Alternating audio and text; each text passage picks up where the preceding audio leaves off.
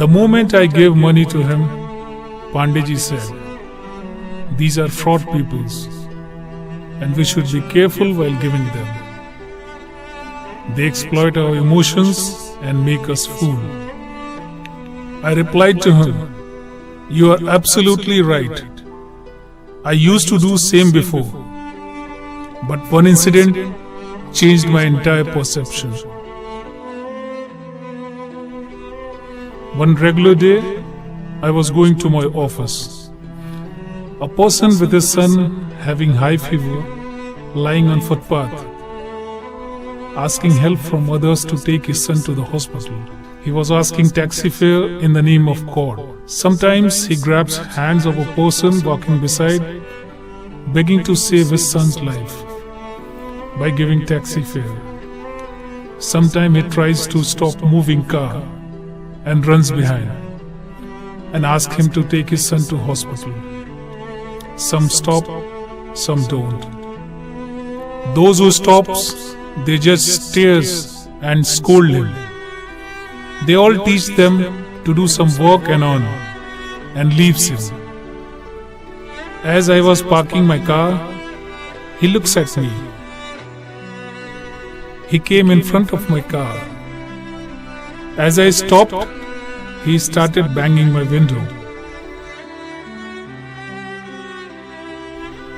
As soon as I opened my window, he grabs my hand. He started begging, "Please save my child, for God's sake. My son is very ill. He has high fever. At least you come down and see. Then you will believe. If you will give, then maybe others also believe and come for help." But I was also thinking as others. I also advised him to work and earn, saying, "Those who work and earn, they are friend of God." I too moved on saying, "They think we are stupids." After 3 hours, as I returned, I saw he is still there and asking help. Now he was sitting with his son. He was crying like a madman. His son was dead, and now he was asking help for the funeral of his child. I stopped my car, went out, and took a glance of his dead son. The innocent boy has lost his life. I got goosebumps in pain. Whatever was there in my pocket, I just gave to him. I just turned my face so that he can't see me. I wanted to run from there as some ghosts are chasing me. When I reached office, I was very much disturbed. As if I was having fever. I can't concentrate on my work. I cancelled all my meetings of that day. Now I also wanted to feel the pain of that child. After 3 days, my fever was gone, but I have become mentally sick. I was in guilt that due to that thinking, his child died. After some days, I was talking to one of my staff.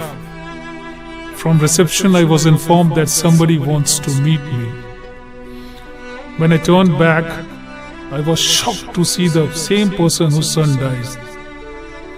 And I stared at him continuously. He puts his hand in his pocket and took out some money. He thanked me and said, "The money which you gave was very prosperous and has helped me a lot. And many of my pending dues has been cleared. After all expenses, some money has been left, and some money I have added by borrowing someone. Please accept this. Rest I will return soon." I strictly rejected him of accepting money and requested him to keep money with himself. As he was about to leave, I stopped him and offered him a job of watchman in my company. He accepted it as if he was in search of this job and somebody has listened to his heart. He became so happy, and from the next day he joined my company as a watchman. Pandeyji, I will make you to meet him, but please do not discuss this incident with him, as he is not aware that he has stopped my car also and asked help. He thinks I am a very kind person who has given everything in his pocket after looking at his son's dead body. Pandeyji, from that day, I don't let anyone go empty-handed. Giving a little bit to someone does not make him rich, and neither it makes us poor. It just gives us a peace of heart. And if we talk about looting us, who does not loot us? Cloth merchant loot us, medical man loot us, vegetable man loots us, milkman loots us. If someone loot us in the name of God, then maybe God will forgive our sins after our deaths.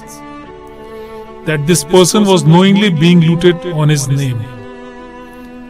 Maybe all persons who ask help are not right, but it's not necessary that all persons are wrong. We keep on trying if we fail in some work. So for a small bunch of thugs, why we stop helping the real needy people?